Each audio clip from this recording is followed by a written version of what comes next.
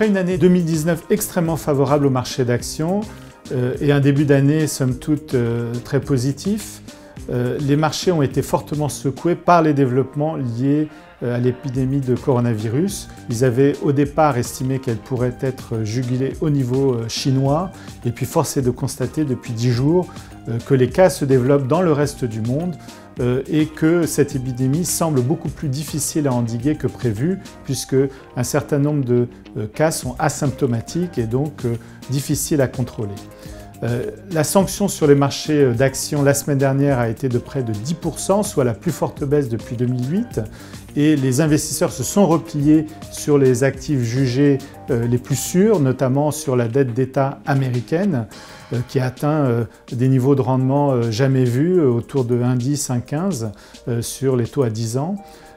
Pour autant, est-ce qu'il faut céder à la panique et vendre massivement les actions? Il ne nous semble pas. Nous avons dans nos portefeuilles ramené nos expositions à un niveau neutre, considérant qu'il y a des possibilités de rebond au cours des prochains jours par rapport à des situations de marché probablement un peu survendues à court terme. Ça ne veut pas dire que le scénario ne soit pas encore négatif pour quelques semaines, voire quelques mois, tout simplement parce qu'on aura un fort ralentissement des économies mondiales, vraisemblablement dans les mois qui viennent, lié à la fois au rôle de la Chine comme